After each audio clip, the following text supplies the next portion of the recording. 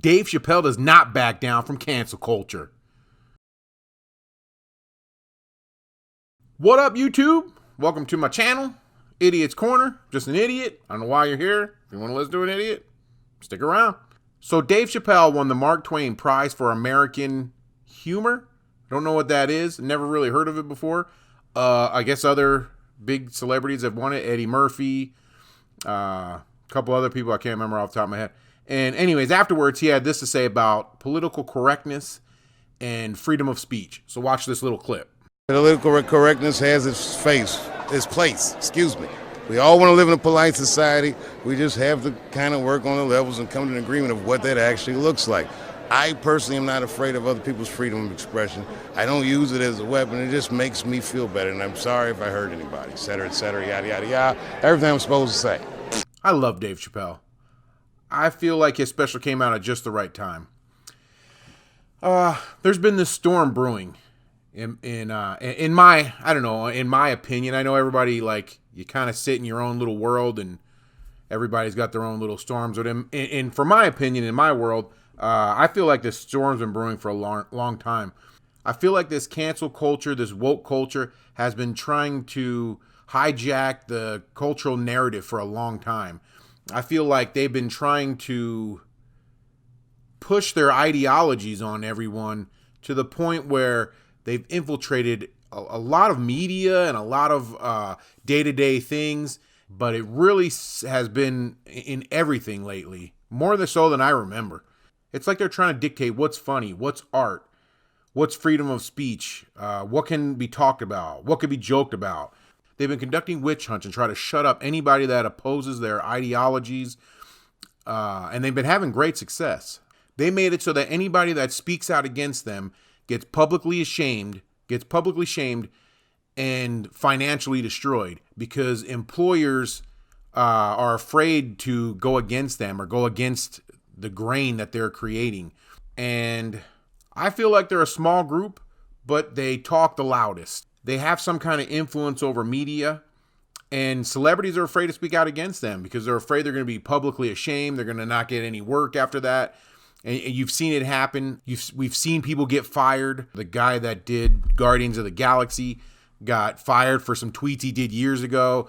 They're digging up old tweets and old stuff from 10, 15 years ago and turning it into weapons and getting people fired. And it's just ridiculous what's going on.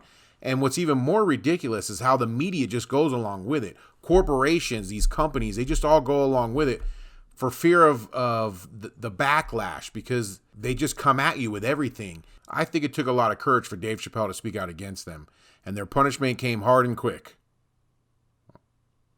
I didn't mean that in that way. So anyways, I really like this article. That's why I have it up here. It kind of, I like what this guy has to say.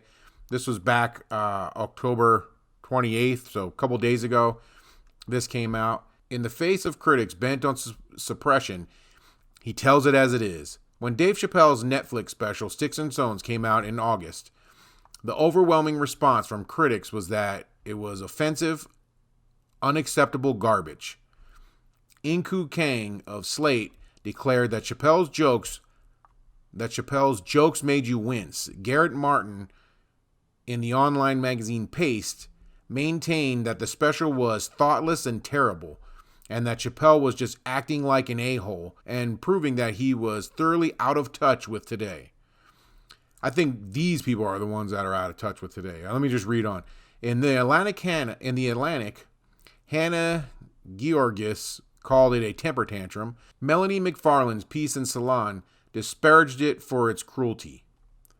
The professionals agreed the special was trash, worthy of only a pathetic 33% critic score on Rotten Tomatoes.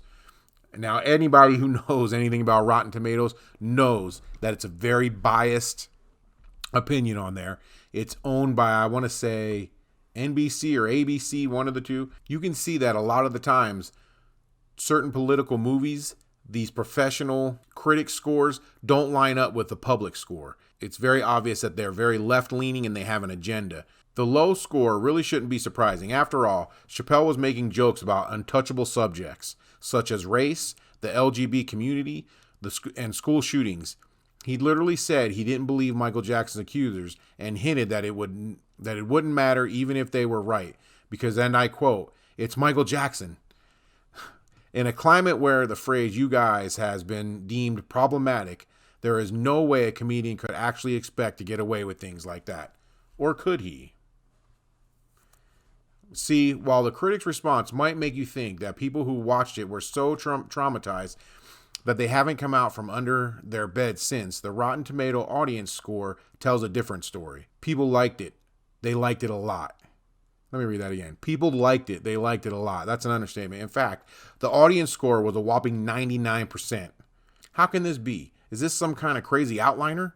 Although the super woke critics, who no doubt fancy themselves to be the experts on art and culture, would have you think it is, all actual evidence points to the fact that it is not. In reality, the problematic police don't represent the views of most of the country.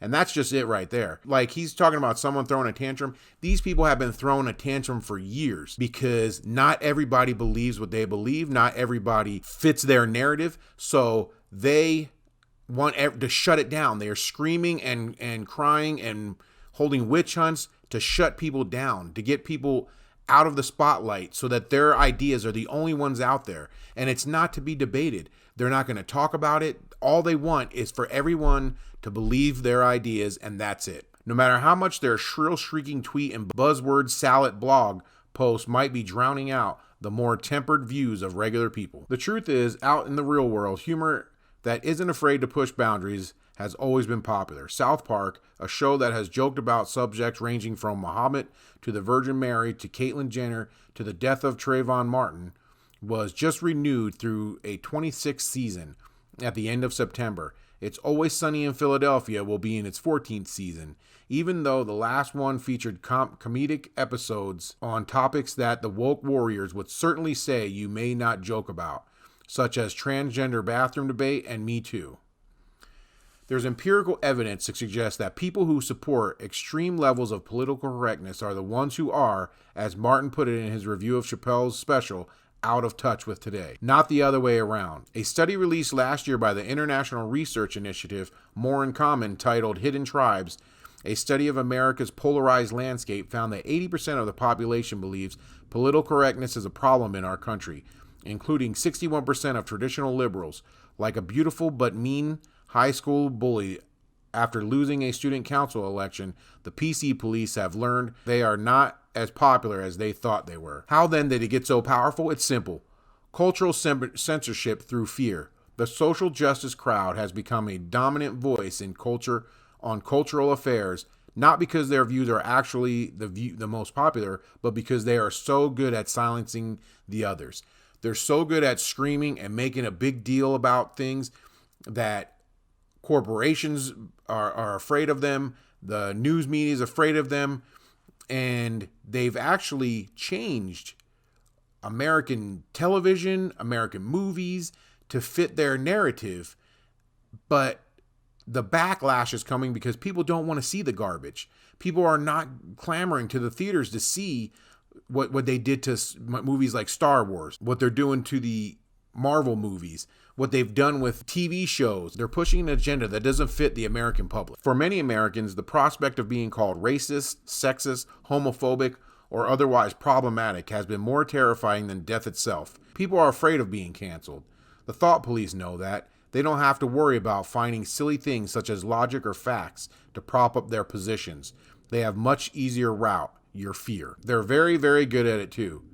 They've somehow made it accepted that if you are, for example, a man, you may not comment on any accusations of sexism, even if, say, someone makes a claim that the word "to" is sexist and hurts women.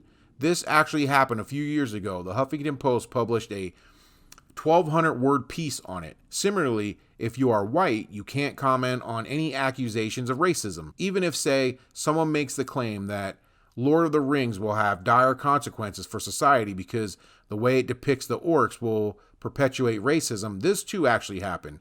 A sci-fi writer made that exact claim on the Geek's Guide to the Galaxy podcast last year. Effectively, you are automatically silenced on a whole host of issues because of your identity. Logic be damned. Yeah, this is a good article. I'm not going to read the whole thing. If you want to look it up, it's on the National Review. And man, I hope things turn around. I hope this is just a phase that we're all gone through. I hope we get out of this phase. I just hope the pendulum doesn't swing too far back the other way, which tends to happen sometimes. Let me know what you guys think. If you enjoyed this video, please like it.